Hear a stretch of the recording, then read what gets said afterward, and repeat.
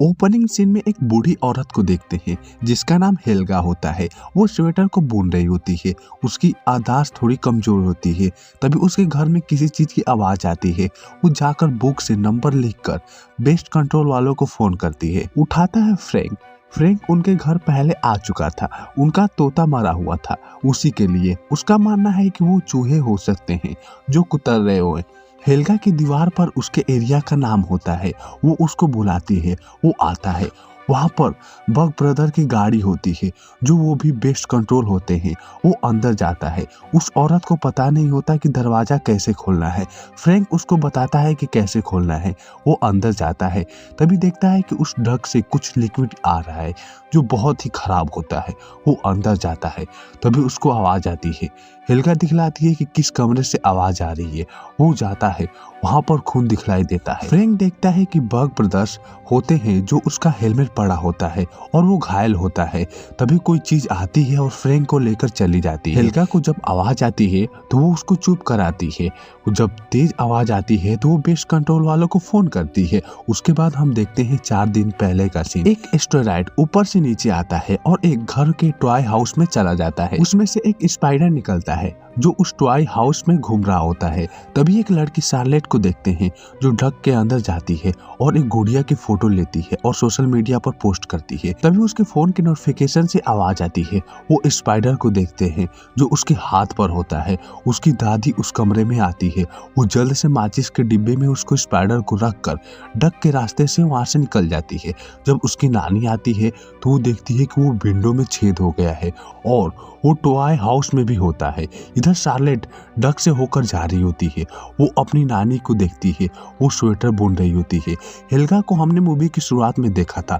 वहां पर एक कैट होता है और एक पायरट। वो दूसरे फ्लैट में देखती है एक आदमी होता है एरिक जो बायोलॉजिस्ट होता है। वो मछलियों पर एक्सपेरिमेंट कर रहा होता है। वो अपने डैड इथन को देखती है जो शार्लेट की दादी उसको विंडो ठीक करने को कहती है। जल्द से वो अपने रूम में चली जाती है और एक ग्लास के डब्बे में उसको रखती है और पोस्ट करती है। उसका नाम स्टिंग रखती है।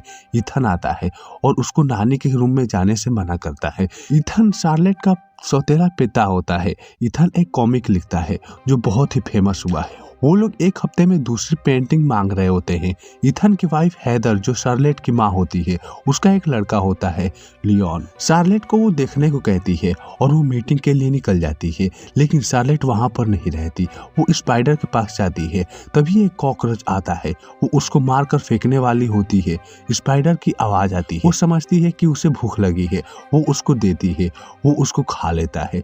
उसको बहुत सारे कॉकरोच खिलाती है। इथन एक लेडी के पास जाता है जो उसकी फैमिली की डेथ हो गई होती है। बस वही बची होती है। वो उसके पाइप को ठीक करता है। घर में मशीन को भी ठीक करता है और वो अपने रूम में जाता है। उसकी वाइफ उसके लड़के को देती है और अपनी माँ को सुलाने के लिए जाती है।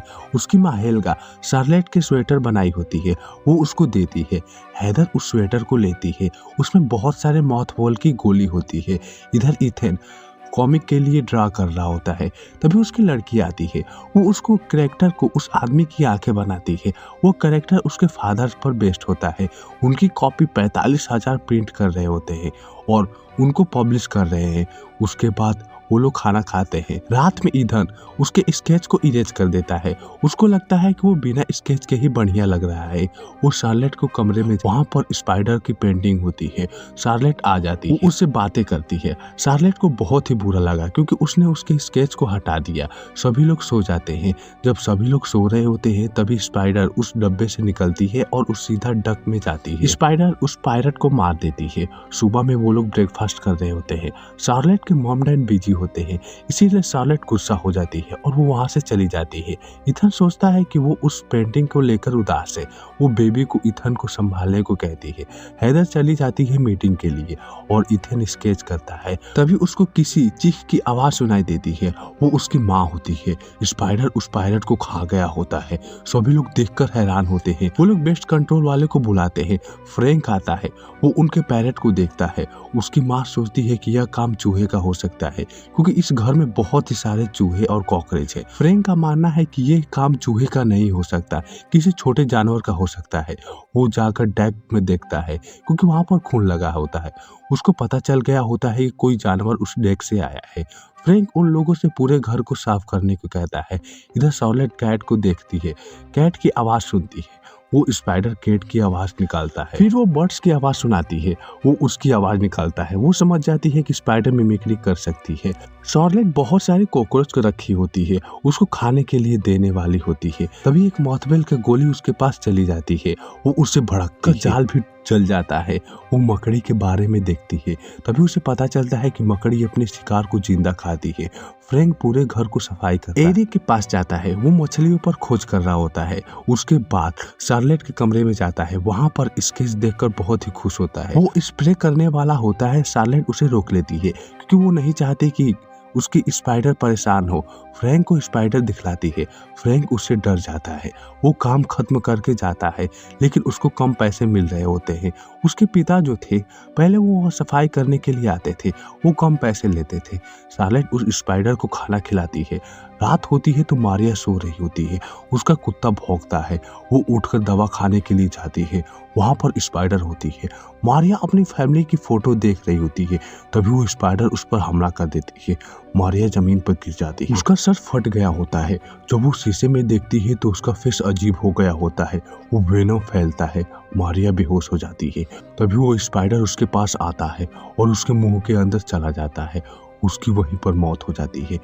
तब शार्लेट को पता चलता है कि एरिक के पास टैंक है, तो वो उसको लाने के लिए जाती है। वो पूछता है कि टैंक क्यों चाहिए। शार्लेट अपनी पालतू स्पाइडर को बारे में बताती है, वो उसको दिखलाती है। एरिक उस पर रिसर्च करना चाहता है, इसीलिए उसको फ्री में टैंक देने का वादा करता है। वो वहां से चली जाती है। आज रात एरिक के पास वो स्पाइडर रहेगी। इधर इथन बात करता है, तभी डग से आवाज आती है। वो उसको देखने के लिए जाता है, तभी मरिया का कुत्ता आता है, वो गिर जाता है। वो उसको कुत्ते को लेकर मरिया के घर पर जाता है। दरअसल वो उस अपार्टमेंट का सुपरवाइजर होता है, इसीलिए उसके पास डुप्लीकेट चाबी होती है। वो उससे दरवाजा को खोलता है और कुत्ते को अंदर भेजता है। उसको कुछ खून दिखाई देता है। जब वो उसके नजदीक जाता है तो वो मरिया होती है, जो मर गई होती है। वो जल्द से पुलिस वालों को बुलाता है। पुलिस उसकी बॉडी को लेकर जाती है। तभी एरिक की कॉल आता है, वो उसको बुलाता है। इथन उसके लैब में जाता है। वो उसको उस स्पाइडर के बारे में बताता है कि वो कितनी जहरीली है और कितनी खतरनाक है। वो करंट से उसको दिखलाता है। इथन देखकर शॉक हो जाता है। उसको पता नहीं होता है कि उसकी लड़की के पास स्पाइडर है। एरिक उसको हेल्थ डिपार्टमेंट के पास भेजने को कहता है। इथन घर जाता है, उसको स्टिंग के लिए डांटता है। वो एरिक के पास जाती है, लेकिन वो दरवाजा नहीं खोलता। वो अपने डैड के पास आती है, गुस्से में कहती है कि उसकी कॉमिक बहुत ही बेकार है, वो उस प्रोफेसर को मार दिया, उसमें वो हीरो था, उसके डैड थे वो। इथन उसके डैड के बारे में बताता है कि वो थाईलैंड से आ गए हैं, जो उनके घर से 25 मिनट की दूरी पर है। उससे शार्लेट अपनी माँ पर गुस्सा हो जाती है क्योंकि उसने उसके बारे में नहीं बताया। इससे हैदर भी गुस्सा हो जाती है। एरिक स्पाइडर को सभी मछलियों को खाने को देता है, वो उसको खाती है। इधर वो हीटर ठीक कर रहा होता है, तभी उसको कॉल आता है। वो उसकी कॉमिक के लिए स्केच बनाने के लिए एक लड़के को रखे होते हैं। वो उसका कोई काम नहीं होता, लेकिन वो मदद करने के लिए कहते हैं। वो हीटर पर गुस्सा करता है। उसकी माँ आकर उसको यहाँ से जाने को कहती है। इधर एरिक सो रहा होता है। वो स्पाइडर बहुत बड़ी हो गई होती है, वो वहां से बाहर निकलती है। उसके बाद जेंडर अपनी बिल्ली को ढूंढती है। उसकी आवाज डक से आ रही होती है। वो उसके अंदर जाती है। वो स्टिंग उसको लेकर चली जाती है और उसको बांध देती है। इधर इथन टीवी को ठीक कर रहा होता है। एक सर्किट होता है, तभी वो टीवी को फोड़ देता है। हैदर गुस्सा हो जाती है, शार्लेट को वहां से जाने को कहती है। शार्लेट बेबी को लेकर अंदर जाती है। इधर हैदर उसको समझाती है कि तुम ऐसा क्यों किए और उसको डांटती है। इथन उस बात पर गुस्सा होता है। इधर शार्लेट म्यूजिक सुन रही होती है। उसके ऊपर से वो स्पाइडर आती है, लेकिन उसको दिखलाई नहीं देती। इधर हैदर उस स्पाइडर को देखती है जो ऊपर से आती है और इथन को घायल कर देती है, साथ में हैदर को भी घायल कर देती है। उन दोनों को लेकर जाती है। वो कुत्ता भौंक रहा होता है, लेकिन उस पर ध्यान नहीं देती। वो सोचती है कि उसे भूख लगी है और उसे खाने को देती है। तभी उसे कुछ अजीब लगता है। तभी वो देखती है कि उसके पेरेंट्स गायब है। वो डक खुला होता है। उसे कुछ समझ में नहीं आता है। तभी स्टिंग उस कुत्ते और बेबी को लेकर चला जाता है। शार्लेट उन सबको बचाने के लिए मोथबॉल का घोल करती है और अपनी नानी का स्वेटर पहनती है। पानी को टॉय में लेकर उसको मारने के लिए निकल जाती है। डक से होते हुए जाती है। उसको डॉगी दिखाई देता है। उसका अजीब हाल हो गया होता है। इधर इथन उस जाल में बंधा होता है, जो वो जाल बहुत ही पावरफुल है।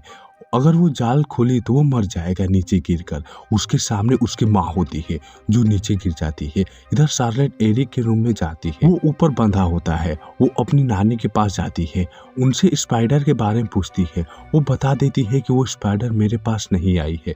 वो स्वेटर पहनी होती है इसीलिए वो नहीं आई। वो मॉथबेल की पानी को मिक्स करती है और बोतल में भर लेती है। अपनी नानी के पास नंबर और लोकेशन को चिपका देती है और कॉल करने को कहती है। यही सीन हमने मूवी की शुरुआत में देखा था कि वो कॉल करके फ्रैंक को बुलाती है। इधर शार्लेट जा रही होती है, तभी उसके पिता चिल्लाते हैं। वो उसके पास जाती है और मॉथबेल की पानी से डालकर उसको छुड़ा लेती है। वो लोग हैदर को बचाने के लिए सोच रहे होते हैं, तभी वो स्पाइडर आ जाती है। वो दोनों नीचे गिर जाते हैं। स्पाइडर उनके पास आती है। वो उस पर मॉथबेल का पानी डालकर वहां से भगा देते हैं। तभी कुछ टाइम बाद फ्रैंक आता है और उस स्पाइडर के बारे में पूछता है। वो वहां से भागना चाहता है लेकिन दरवाजा बंद था।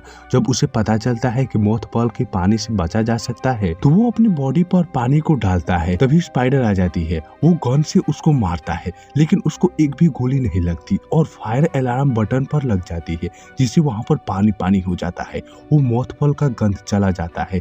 तभी स्पाइडर फ्रैंक पर हमला करती है और उसको मार देती है। इधर ये दोनों गार्बेज मशीन में छुप जाते हैं और बटन को ले लेते हैं ताकि वो आएगी तो उसे मार देंगे। वहां पर उसका बच्चा और उसकी वाइफ मिल जाते हैं जो अभी जिंदा होते हैं। वो स्पाइडर आती है।